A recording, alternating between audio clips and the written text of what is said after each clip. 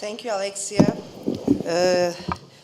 Kalimera, Minister Statakis, and distinguished guests. I am honored to be here. I really would like to thank Delphi Economic Forum for this opportunity. This is an important gathering at an important time, and I also would like to underline that we are, as we established an Atlantic Council alliance here, just three of us.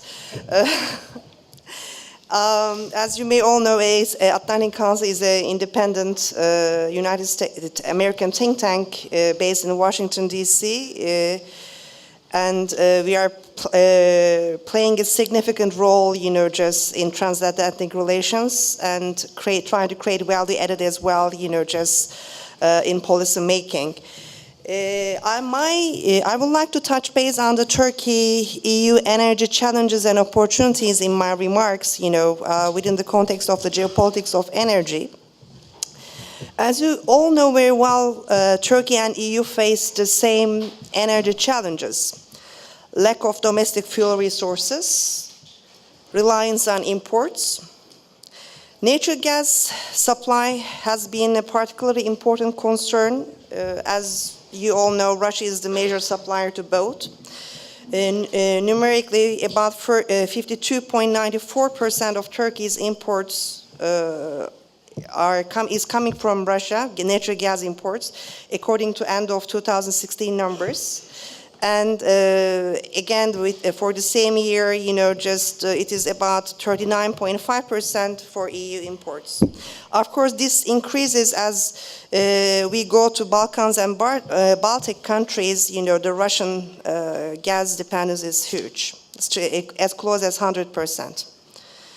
So these dependencies cause vulnerability to political and technical disruptions and decreases the leverage of the importer as well. Turkey and EU have been cooperating on natural gas for long years.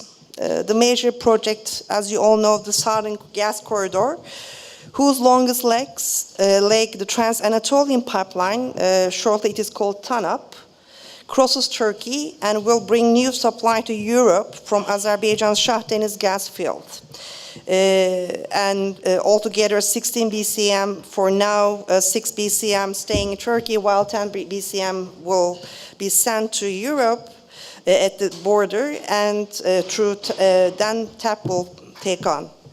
And TANAP is expected to become operational later in June this year, and TAP is also in progress and is expected to, completed, within the calendar as well. While I am mentioning this, because all these projects create an opportunity also for the region, and just shortly, TAP will invest over 55 million euros in Greece, Albania, and Italy only. And also for TANAP, the investment has been huge in Turkey. Turkey, and while talking about that, I also would like to mention a bit on the LNG exports to the region. I do believe that Turkey and EU are well positioned to take advantage of the boom in liquefied natural gas, which we call LNG shortly. The US shale revolution has led to natural gas production in the United States significantly. And LNG offers also flexibility and diversity of supply to the region as well. But to be effective, I do believe EU needs to be more proactive in supporting projects as well, in the region, both, just the storage ones and related projects, and to allow LNG to penetrate the most dependent markets,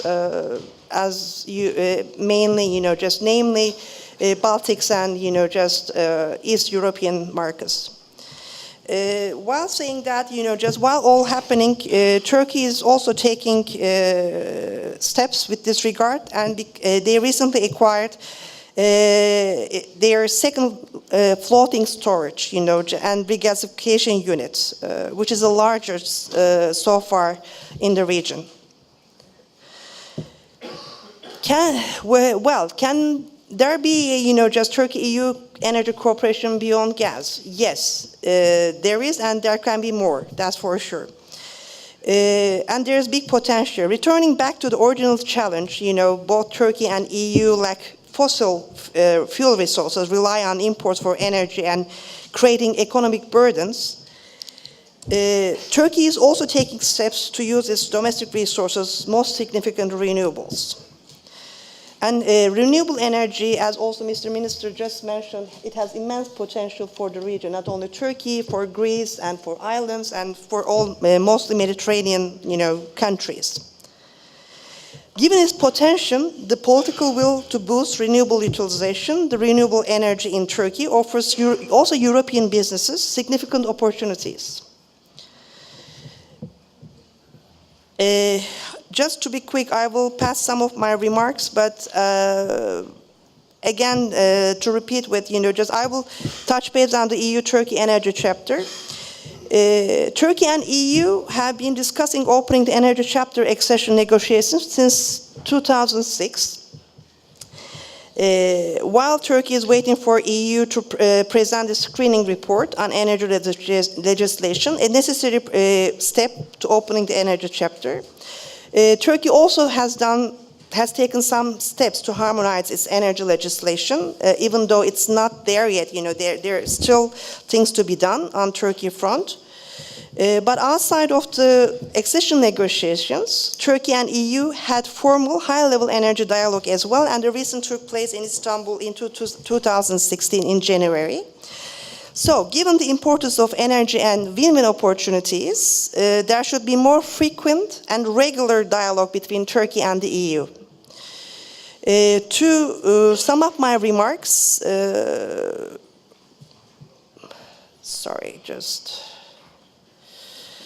refocusing bilateral cooperation on renewable energy, energy efficiency, nuclear energy, and carbon markets would be more effective and strategic both for EU and Turkey. For the EU, it would provide an opportunity to put its sustainable energy leadership aspirations into practice, while opening up a new commercial opportunities for its countries. For Turkey, it would enhance both climate and environmental performance, while reducing the energy import bill and energy dependence on Russia. Before I conclude my remarks, I also would like to touch base on Turkey-Greece economic relationship a bit. Which is related and not related to my presentation, but it is, I want to link through the potential on the energy sector as well. According to 2016 numbers, total trade volume between Turkey and Greece is only $2.6 billion, which is really negligible for both countries. And the projects, and there's not any energy projects at all, just so the recent projects I understand that is more on tourism and port and this kind of, just areas. But on the other hand, I do think that, there is two neighboring countries and with also a lot of cultural and historic links, there is huge potential as well, for the corporates of both countries to do more, especially on the renewables sector. And given that also Turkey is, experience in the past on the private partnership projects, PPP projects as well, I think it gives an immense opportunity to both countries. Thank you very much.